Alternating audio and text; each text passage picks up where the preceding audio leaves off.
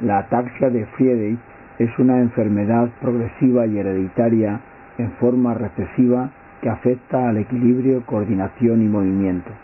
Precisamente la palabra ataxia procede del griego y viene a significar sin orden, digamos pérdida de coordinación del movimiento, siendo dicha ataxia el primer y más reseñable de los signos de los pacientes afectados por este desorden. Se llama así por Nicolas Friedreich, quien descubrió por primera vez esta enfermedad hacia 1860. Aunque evidentemente desde un primer momento la enfermedad fue descrita como hereditaria, la localización del defecto génico es descubrimiento de épocas recientes. En el año 1988, la investigadora doctora Susan Chamberlain y sus colegas del Reino Unido, mediante el empleo de marcadores genéticos, localizaron el gen de la ataxia de Friedreich en el brazo largo del cromosoma 9 humano. Entonces quedó más o menos precisada la posición del gen en el genoma humano dentro de una región cuya extensión fue delimitándose progresivamente con la contribución de diferentes grupos internacionales de investigación sobre ataxia de Friedreich. Varios años después, en marzo de 1996, un equipo internacional de médicos y biólogos conducido por el investigador Dr. Massimo Pandolfo anunció el descubrimiento del gen X25, responsable de la ataxia de Friedreich y del segmento de ADN que contiene la información genética alterada en esta enfermedad. A la proteína codificada por este gen se le llamó frataxina. La anomalía genética citada resulta en una reducción anormal de la cantidad de frataxina que debiera ser producida en circunstancias normales. La ataxia de Friedreich conlleva degeneración del tejido nervioso en la médula espinal y de los nervios que controlan los movimientos musculares en brazos y piernas. La ataxia, pérdida de coordinación, aunque no la única, suele ser la primera característica y más destacada de la enfermedad. La pérdida progresiva de equilibrio y coordinación puede llevar a la necesidad de utilización de silla de ruedas. Inicio. Al tratarse de una enfermedad hereditaria, los defectos genéticos causantes están presentes en el paciente desde el momento de su concepción. El por qué esta anomalía está inactiva en una edad tierna, hoy por hoy solo tendría explicaciones basadas en teorías científicas, no fáciles de explicar sin entrar en detalles técnicos. Dentro de un desorden progresivo, como la ataxia de Friedreich, el llamado inicio, edad de inicio, es un tiempo aproximado en el que el paciente y o su familia empiezan a ser conscientes de la existencia de algún problema de salud. La ataxia de Friedreich, por norma general, suele aparecer entre los 10 y los 20 años, finales de la niñez o en la adolescencia. Sin embargo, a veces aparecen antes y en ocasiones después. En cualquier caso, como veremos más tarde, la edad de inicio guarda relación con la magnitud del defecto génico. Primero, antes de ser conscientes de la existencia de un problema de salud, puede pasarse por etapas de cierta torpeza inconsciente y luego por inhabilidades asumidas por parte del afectado y de su familia, sin tener una clara explicación médica. Ocurre que todo esto señalado sucede en periodos de vida como la niñez y la adolescencia, etapas en las cuales la persona está en pleno incremento de adquisición de aptitudes.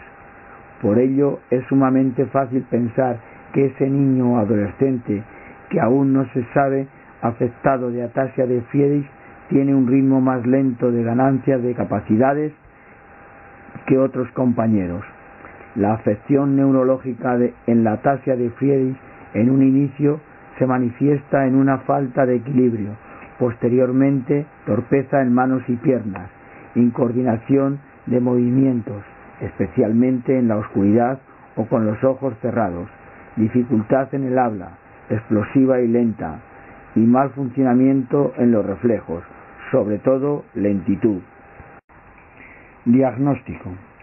El diagnóstico de ataxia de Friedreich en principio es clínico y no suele ser fácil de realizar.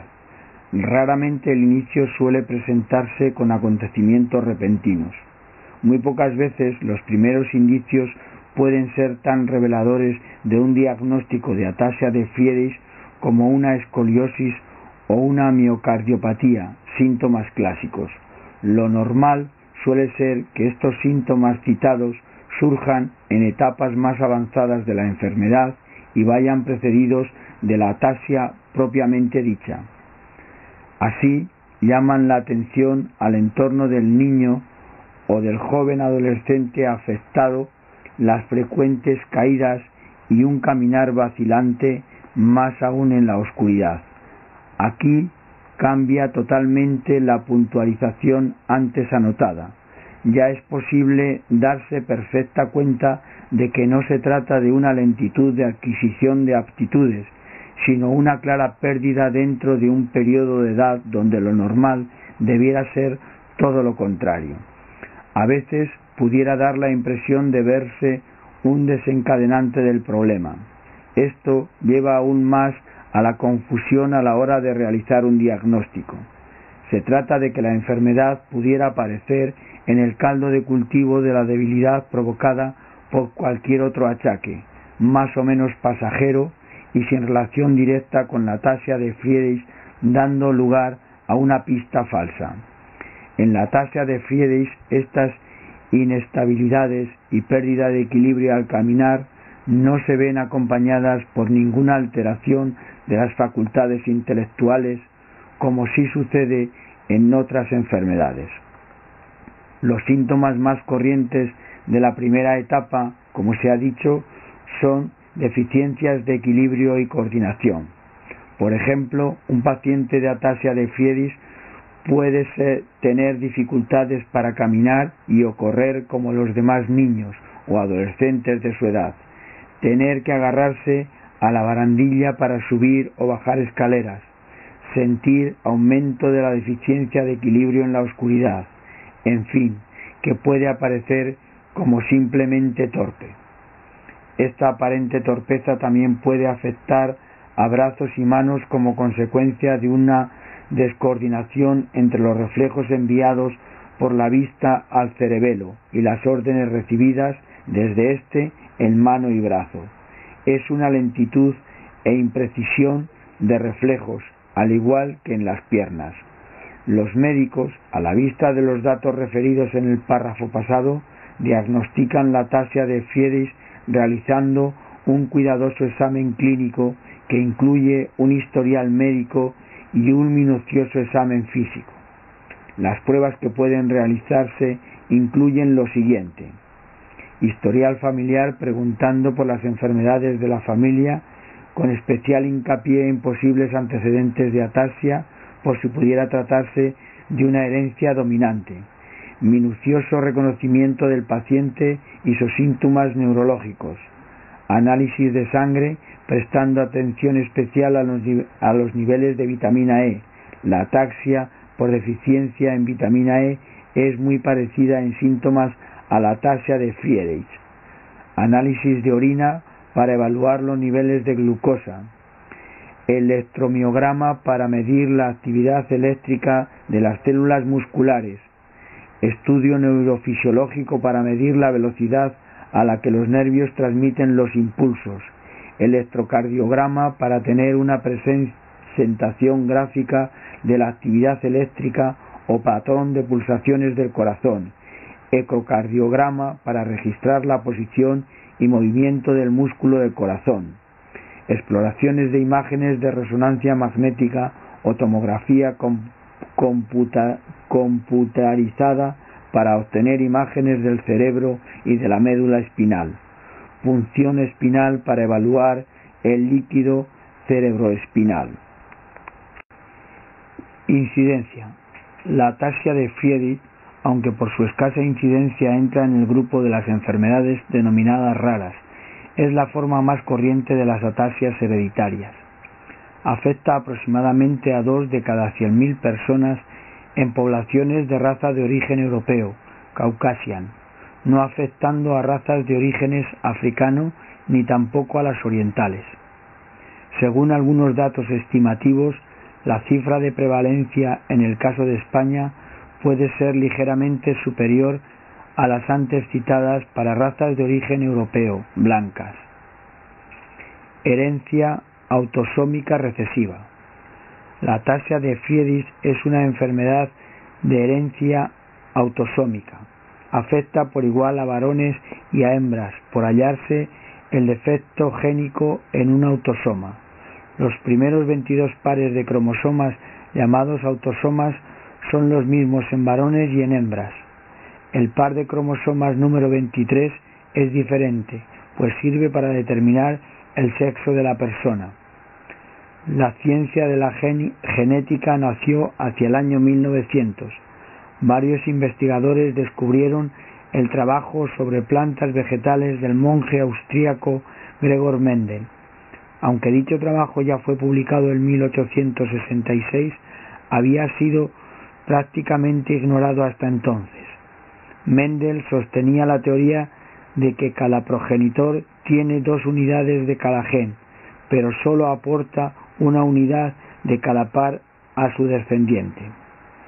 Poco después del redescubrimiento antes mencionado de los trabajos del monje austríaco, los científicos se dieron cuenta de que los patrones hereditarios que él había descrito eran comparables a la acción de cromosomas en las células en división.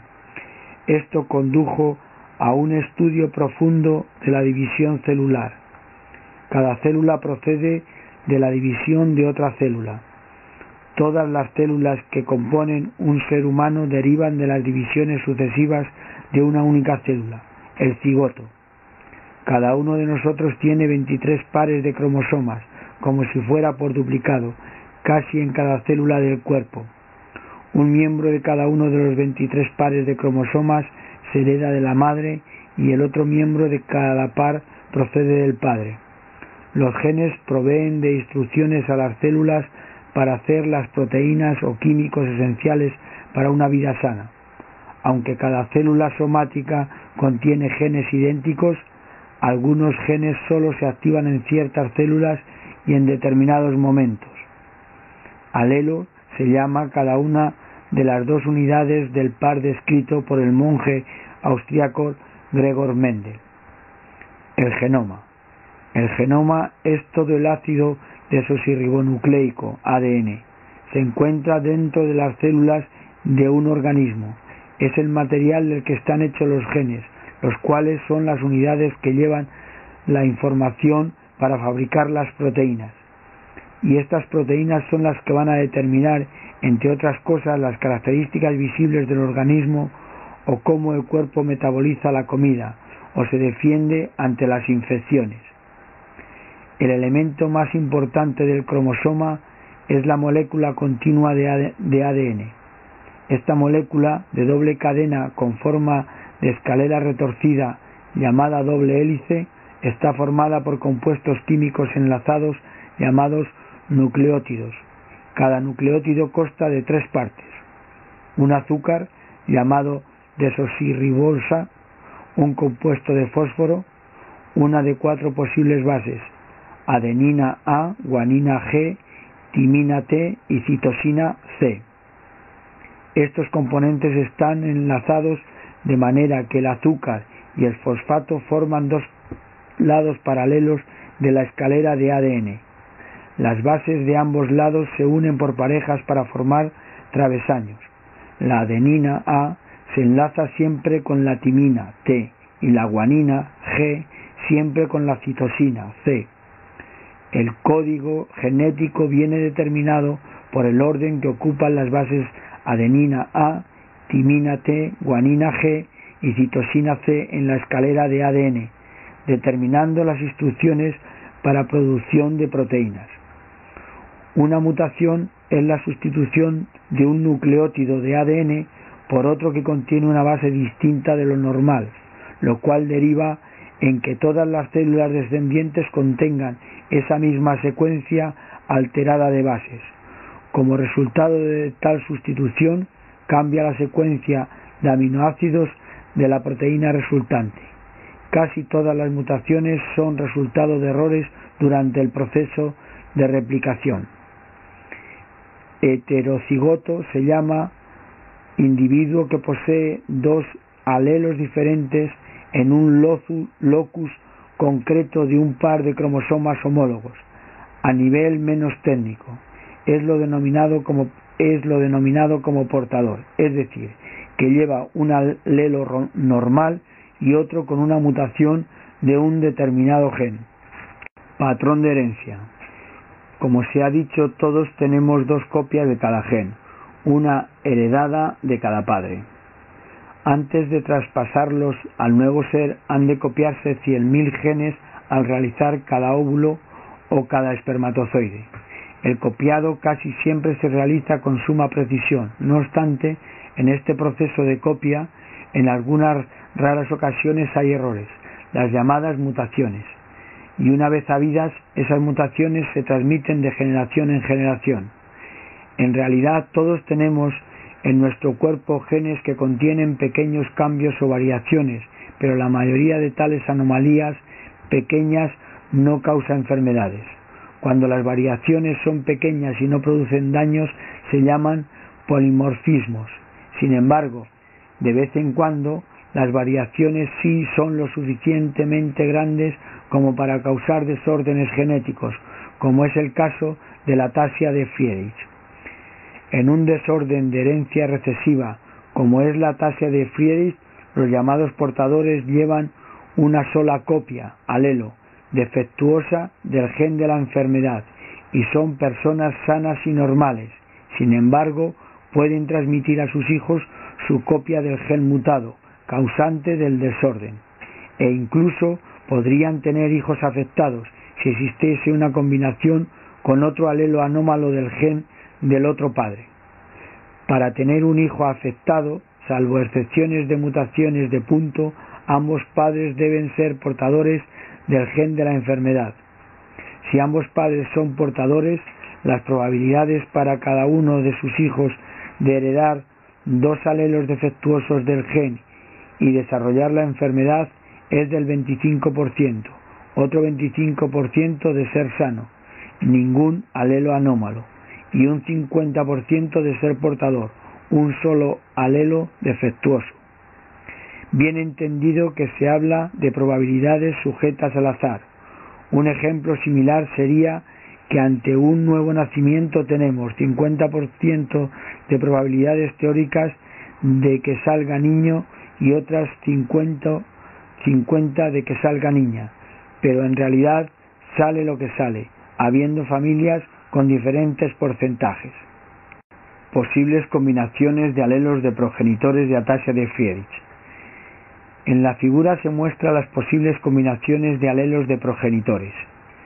Si ninguno de los padres fuera portador, la probabilidad de tener hijos afectados es totalmente nula. 2.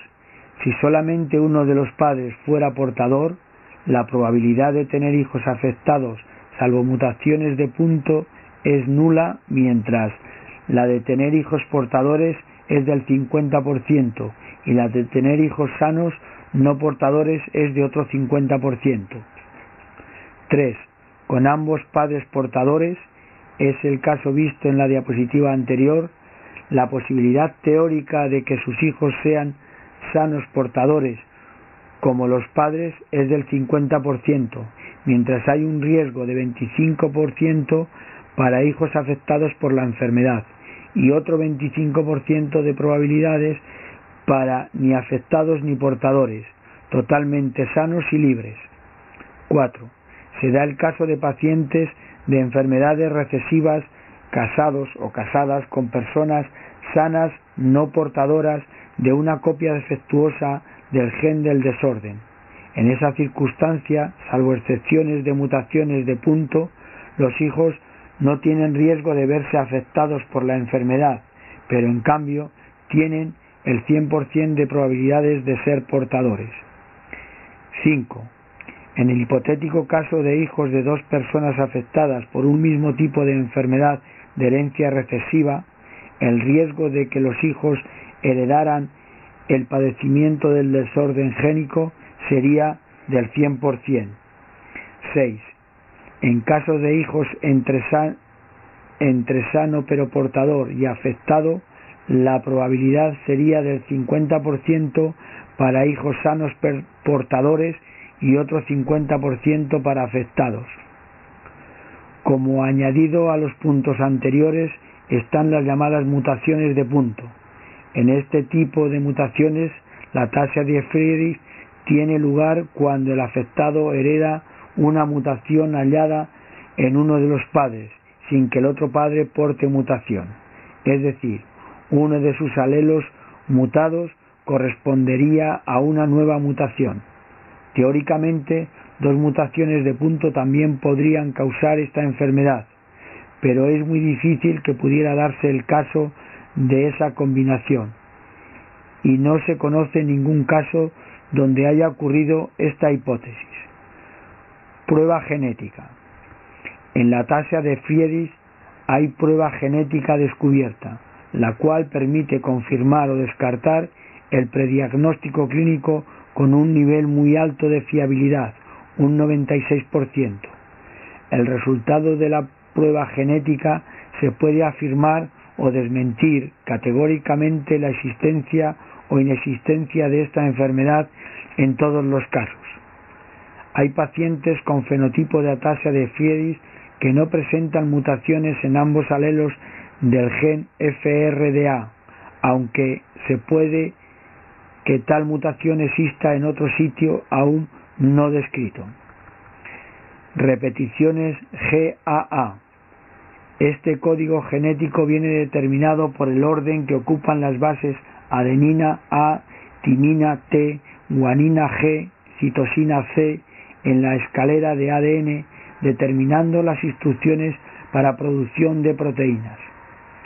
Los genes contienen millones de productos químicos llamados bases. Estas bases son adenina, timina, citosina y guanina, de forma abreviada A, T, C y G. Las bases se unen en jugos, en este caso de la tasa de Friedreich de triplete, para formar mensajes codificados que son instrucciones para fabricar aminoácidos, los bloques de construcción de las proteínas. El defecto génico de ataxia de Friedreich se localiza en el cromosoma 9. Dentro de esa región se ha identificado un gen X25 y encontrado en él una anormal expansión intrónica en el primer intrón de repetición de trinucleótido GAA, guanina, adenina, adenina. Debido a su anormal código heredado, la secuencia de bases GAA se repite demasiadas veces. Normalmente, en una persona sana, la secuencia GAA se repite de 7 a 22 veces, poliformismos, pero en pacientes de ataxia de Friedreich se repite de 150 a 1700 veces, mutaciones. Ese tipo de anomalía genética se denomina expansión de repetición de triplete GAA. La expansión repetida de triplete perturba la conversión normal de aminoácidos a proteína, reduciendo enormemente la cantidad frataxina, así se llama la proteína de la ataxia de Friedreich, que se produce. Aunque un 98% de los portadores de la ataxia de Friedreich tienen una expansión de triplete GAA repetida, esta no se encuentra en todos los casos de la enfermedad.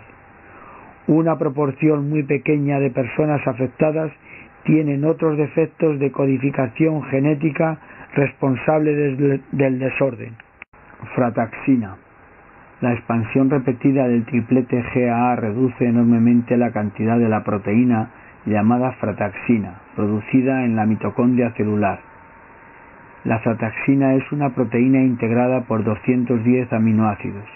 No presenta homología con ninguna otra de función conocida.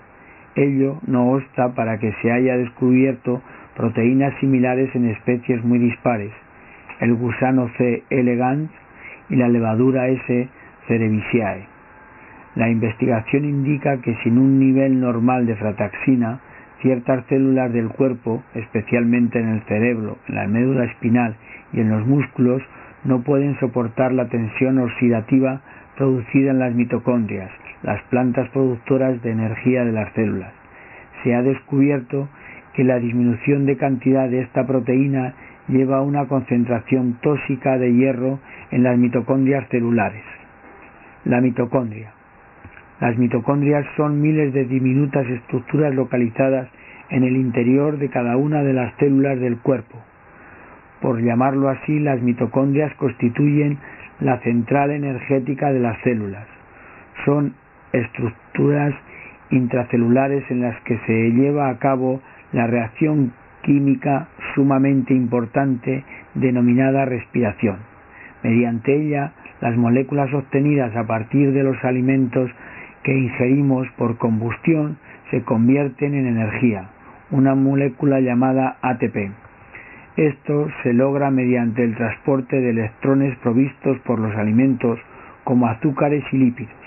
Las proteínas que posibilitan el transporte de elementos de electrones contienen el hierro necesario para realizar esta función. Sin embargo, aunque el hierro es necesario, un exceso de hierro es dañino para la mitocondria, porque el hierro reacciona con el oxígeno molecular para formar los llamados radicales libres, ejemplo, el ion superóxido O2. Además, el hierro en exceso puede convertir los iones superóxido en una forma aún más tóxica llamada radical hidroxilo OH, que causa un daño irreversible. En pacientes de ataxia de Friedreich, las enzimas que contienen hierro, como las que intervienen en el transporte de electrones, son parcial o totalmente inactivas, presumiblemente por un exceso de iones superóxido. Todo esto aporta tensión oxidativa, producción de radicales libres, que se ha revelado como el mecanismo de la enfermedad. Los radicales libres también han sido implicados en otras enfermedades degenerativas, como Parkinson o Alzheimer. El análisis de la composición y de la estructura de la frataxina aún no ha permitido sacar una conclusión exacta en cuanto a su papel.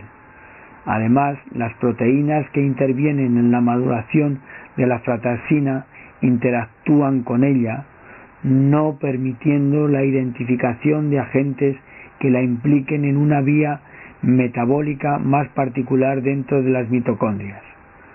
Cualquiera que sea la hipótesis, la ausencia de frataxina conduce a una acumulación férrica anormal dentro de las mitocondrias, a costa del hierro normalmente presente en el citosol. Progresión de la enfermedad. La ataxia de Friedreich progresa a distintas velocidades en diferentes personas. Algunas investigaciones han mostrado que en afectados con menor número de repeticiones GAA generalmente se desarrolla la enfermedad más tarde y con progresión menos rápida y problemas cardíacos no tan severos. Pero hay tantos agentes modificadores en el transcurso de la vida que a nivel individual no es posible hacer pronósticos en cuanto a la severidad y evolución de la enfermedad. Cualquier dato de cifras dado sobre el tiempo vital de un paciente es totalmente falso. Lamentablemente los hay en varias descripciones sobre esta enfermedad, y aparte de una total falta de delicadeza, no tienen ninguna validez. Solamente los problemas cardíacos son amenazantes para la vida del paciente de ataxia de Friedreich, y esos no afectan a todos los pacientes, y aún padeciendo tales dolencias cardíacas como en cualquier otra persona, tanto pudiera ser fulminantes en cualquier momento como se puede convivir con ellos durante muchos años. Síntomas. Los primeros síntomas de la ataxia de Friedreich son pérdidas de equilibrio y falta de coordinación, dando lugar a sensación de torpeza. Algunos afectados desarrollan arcos de pie cabo y otras deformidades esqueléticas. Más tarde se puede sentir problemas para hablar con claridad, disartria. Las dificultades de tragado, disfagia, también pudieran darse pero en el curso final de la enfermedad. Además, pueden tener lugar, aunque con menos frecuencia, pérdidas de audición y o de visión, y puede aparecer, no en todos los casos, problemas cardíacos, escoliosis, curvatura de la columna vertebral y diabetes mellitus, cerca del 10%, y dificultades urinarias, micción imperiosa. En menor cuantía se observan otras alteraciones clínicas como la intolerancia a carbohidratos. Miocardiopatía hipertrófica. Los problemas cardíacos son una de las complicaciones más severas de la ataxia de Friedrich.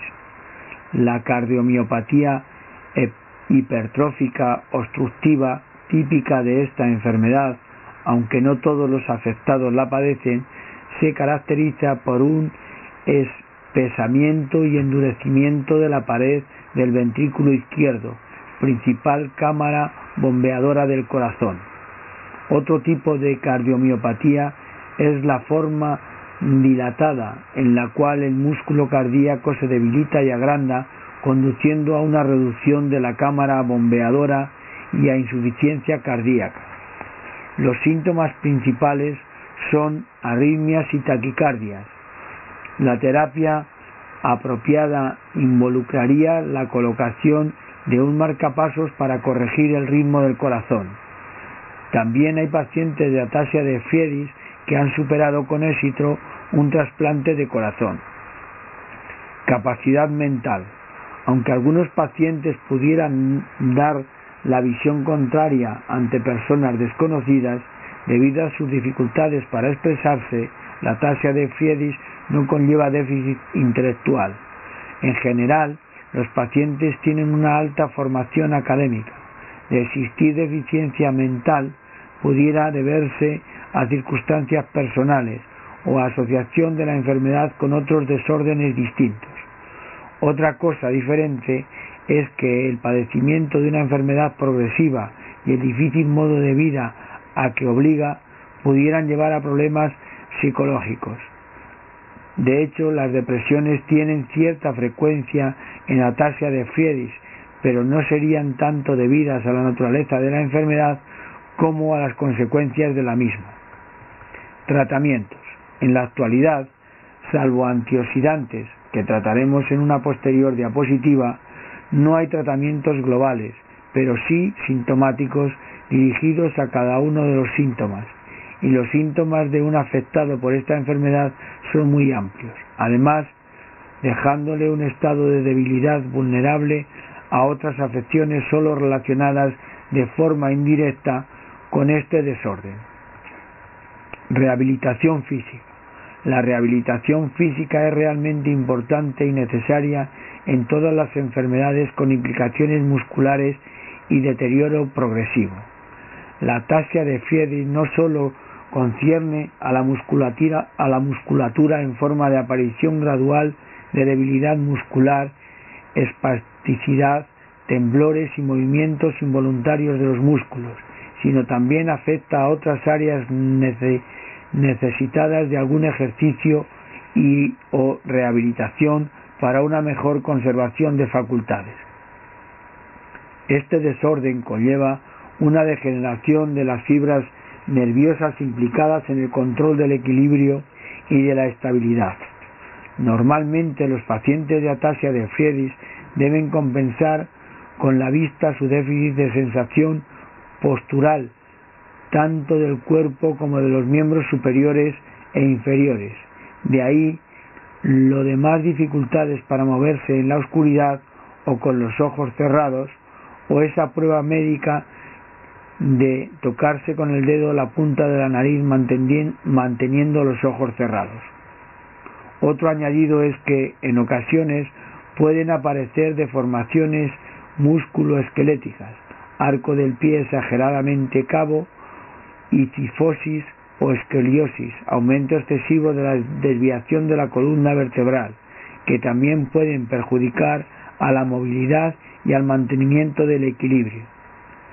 La rehabilitación y la fisioterapia son excelentes herramientas para mejorar las facultades del paciente o para ralentizar la velocidad de la progresión de la enfermedad en algunos de los síntomas unidos a la ataxia de Friedreich, estirando los músculos, reforzando la musculatura para aumentar la estabilidad del cuerpo, trabajando la corrección de la postura, las reacciones de equilibrio y coordinación y, cuando sea posible, ejercitando la marcha para corregirla con compensaciones y mejorar su eficacia. Terapia ocupacional. Aunque no, al menos necesariamente, haya de tratarse de una terapia ocupacional tutelada y en centro especializado, el paciente de ataxia de Friedreich, si no estudia ni trabaja, necesita alguna actividad con la que mantener su mente ocupada. Antioxidantes. Como hemos visto en una anterior diapositiva, en la ataxia de Friedreich se da una acumulación anormal de hierro dentro de la mitocondria, la cual conduce a una producción de superóxidos que puede explicar la destrucción secundaria de proteínas hierro-azufre, conocidas por su sensibilidad a los aniones superóxidos. Por todo ello, la terapia a utilizar en la ataxia de Friedreich para al menos paliar los síntomas llevó a la búsqueda de agentes antioxidantes. Eso condujo a testar diferentes equivalentes a la ubiquinona, idebenona y CoQ10. CoQ10 es un importante componente antioxidante de la membrana lípida grasa que rodea todas las células, así como también de las membranas lípidas que rodean los corpúsculos, pequeños órganos, como la mitocondria y los microsomas dentro de las células. La idebenona es un análogo sintético de la coenzima Q y puede actuar en dos vías, como soluble y como antioxidante de la membrana, es decir, se cree que es capaz de captar un electrón libre de un radical libre soluble y devolverlo a la cadena de transporte de electrones, las membranas de las mitocondrias. Son teorías perfectas. El problema es que no es el mismo el hierro mitocondrial que el hierro exterior. De hecho, la anemia, déficit de hierro en sangre, es frecuente en afectadas por la ataxia de Friedreich. Mientras tanto, el hierro tóxico se les acumula en el interior de la mitocondria. Por tanto, la eficacia de ambos fármacos estaría en su capacidad para penetrar en las mitocondrias. 10 años de ensayos clínicos con idebenona han dado resultados poco claros y muy dispares unos de otros. En general, parece que sí hay efecto en las medidas cardíacas, pero es dudoso el efecto según las medidas neurológicas. La gran ventaja de la idebenona es que ha sido declarado medicamento huérfano para la ataxia de Friedreich y, como tal, previa aprobación, se le dispensa gratuitamente al paciente con cargo a la Seguridad Social a través de las farmacias hospitalarias. También se podría hablar de la deferiprona, que actualmente está en fase de ensayos clínicos. Ahora bien, la deferiprona no es un antioxidante como la idebenona, sino un quelante férrico, cuya administración requiere un exhaustivo y continuado control médico. Advertencias. En el padecimiento de ataxia de Friedreich no es necesario seguir ninguna dieta especial, basta una dieta rica y variada. También se advierte contra los complejos vitamínicos recomendados y vendidos por Internet. Ser paciente de ataxia de Friedreich no significa tener carencia de un sinfín de vitaminas. En cualquier caso, ha de ser un especialista médico quien prescriba a cada paciente la vitamina que necesite. Mención aparte merecen los productos de venta piramidal, como los Curalotodo o los destinados a belleza y bienestar, que algunos dicen contener antioxidantes y HGH, hormona del crecimiento. Daño no hacen, pero no único seguro es que nos están limitando. Investigación. La investigación sigue su curso en la ataxia de Friedrich. Es cierto que no avanza tanto como quisiéramos los pacientes, pero es necesario reseñar que no permanece inactiva. Células madre. La novedad de las células madre apareció hace más de una década, creando grandes expectativas curativas en los enfermos y armando grandes revuelos entre bandos en cuanto a ética. En la actualidad, los debates éticos prácticamente han quedado apagados y las teorías curativas, de momento, reducidas a unos pocos casos. Refiriéndonos a la ataxia de Friedrich, la terapia celular está reducida a clínicas privadas que ofertan terapias previo pago de grandes sumas de dinero. Su técnica no tiene ni seguridad ni eficacia demostradas. Jamás se han sometido a ensayos clínicos. Las autoridades sanitarias han tachado esta oferta de ilegal. De hecho, la clínica de células madre con sede en Colonia ha sido clausurada durante este año por las autoridades alemanas. No obstante, los mismos y con idénticas técnicas han abierto otra clínica en Sudáfrica.